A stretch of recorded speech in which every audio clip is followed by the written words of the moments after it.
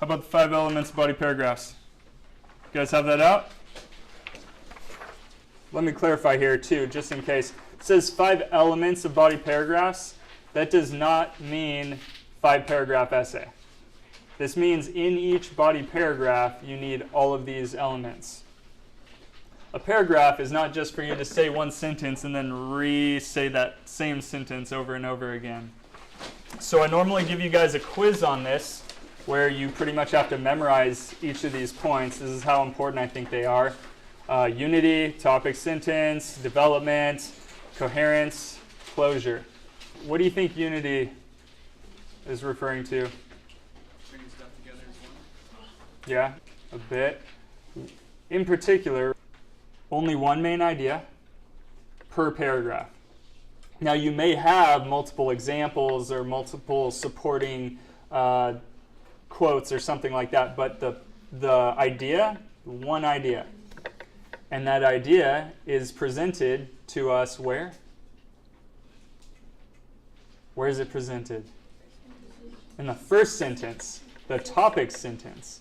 Well, it's presented in the thesis, you're right. The overall thing, think about the topic sentence like a mini thesis. It's like a thesis for that paragraph. Really quick.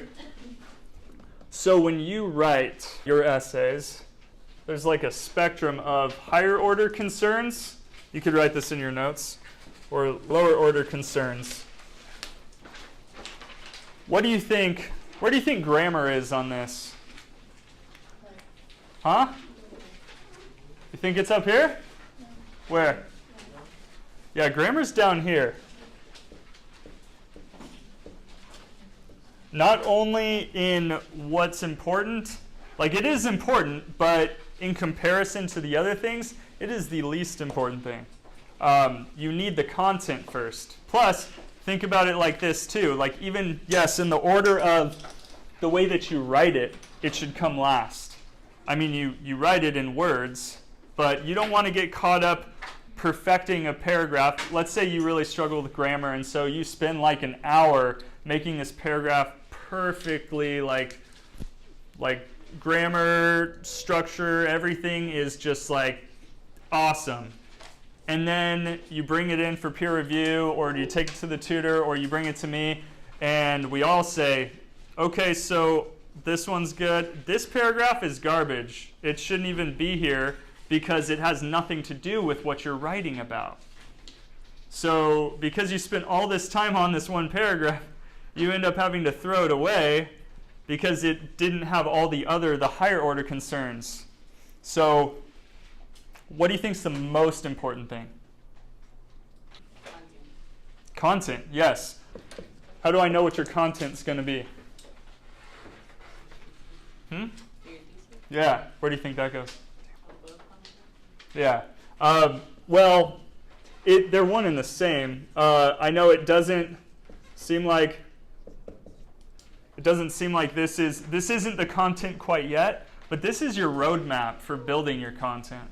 Your thesis doesn't just help me know where you're going, it helps you know where you're going.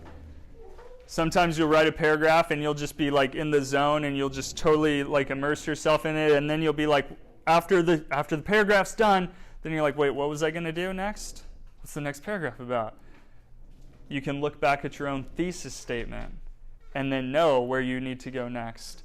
So if that's not what your thesis does for you, then you probably are writing it wrong, as well as, you might have to modify it. Maybe you get like 3 paragraphs in, and after you've been researching and you've developed your argument out and really thought about it a lot more, you realize that your thesis is way too broad. This is going to end up becoming an entire book, or you're not even going to reach anywhere with this because you're just so general. Or maybe you're actually stuck on building content because you're so general, and so you don't have anything specific you can talk about that's focused. So yeah, thesis is really important. Content though, yeah. What comes out through this?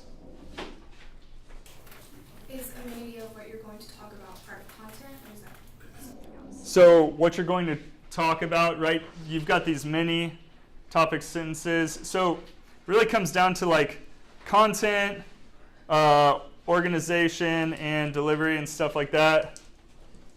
Style. I mean, along this way, you've got a lot of things that need to come out. Claims, other claims, evidence, support, reasoning. All this stuff's important. Notice it comes out, this kind of helps you develop organization and content at the same time. If you look at this as more like a checklist, you will hopefully realize that it's not all about trying to fill the space. It's more about trying to cram it all into a small space. So yeah, you'll get like quotes and stuff here, which, by the way, does anyone know what a block quote is? No? So a block quote is any quote that is longer than 4 lines. So, or 4 lines or longer. And what happens with that is you have to then indent twice. And so then it takes up even more space. And what I'm telling you about this, then you put you don't have to have the quote marks. That's not necessary. It's just the parenthetical citation. This you will never do in my class. You will never have block quotes. When people use block quotes, it's because they're writing 20-page papers. You are not writing 20-page papers. You don't have enough time to do, right? Yay, no 20-page papers. You don't have enough space to just throw these in there. Plus, there should be, there's kind of a rule or a key to understanding if you're doing enough with it, and that's for however many lines you have of quote, you should have twice that many after it to explain what's going on in the quote or why you're using it. So if you got 4 lines, you're going to need to give me 8 more lines after that of like why this is here. Don't do it though. This is the thing. What if you're like, well, it's 4 lines, but I mean, there's really good information right here and here. Then you cut everything else out and you throw in one of these.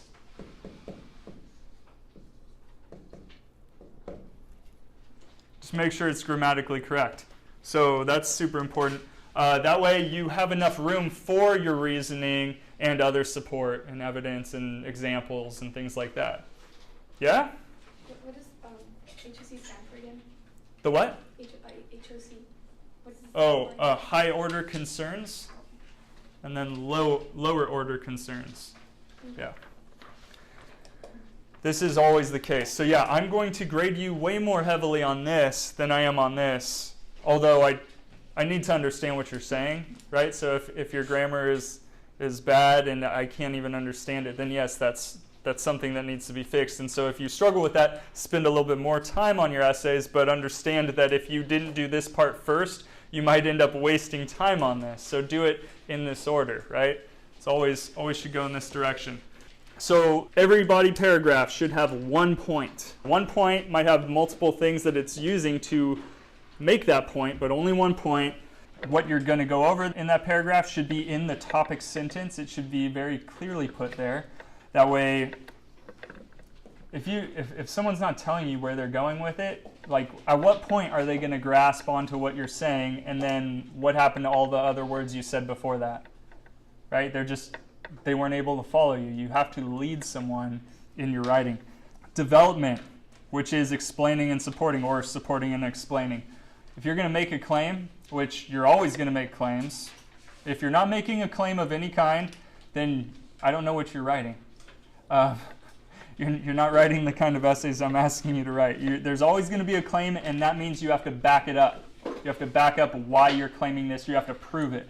So that's the case, right? You need evidence for that. And sometimes it's examples that you have in your own personal life. Other times it's examples from media, things that other people might know, or research that you found, things like that, statistics, right? Very little of your own, by the way. I know this is what you guys learned in high school. You don't know much about the world yet. All you know is what you've experienced. And so you were able to rely heavily on your own experience. Except the problem with your own experience is it's not really enough for the kind of claims you need to make in this class, because that really only just proves that, well, you know that, so that's for one person, right? Personal experience is beneficial if you're trying to work in pathos, right? You're giving a close-up of something, but you need more than that, right? If you're going to say, this is true because one person experienced it like this, you should also have statistics on how many people experience it. With all people? The close-up of, the African child with the fly on their face, starving, right? That kind of thing. The close-up really makes people feel it. When you talk about that time that you got pulled over and the cop totally racially profiled you and thought that it was like cocaine in a bag next to you, even though it was clearly vanilla protein powder or something. I don't know why you keep it in a baggie. That's weird. What are you doing? Then coherence is a lot of the whole tying it in part. The connecting parts, remember that? Did you guys read chapter 8?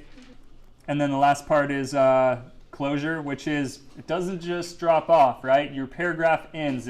You finished it, and it ties up nicely. The idea of transitions, people get confused and they're like, I need a transition at the bottom of the paragraph and I need a transition at the top, and then you just sound redundant because you have it like in two places, and so you're really just saying the same thing at the beginning and the end of paragraphs. But transitions are especially important along the way in paragraphs. Yeah, okay, the stuff on the back, this is just different kinds of things that you can do in paragraphs, but a lot of it, like the narrative, don't waste a whole paragraph on narrative or narration of like that one story that happened that one time. It's not as compelling as you might think.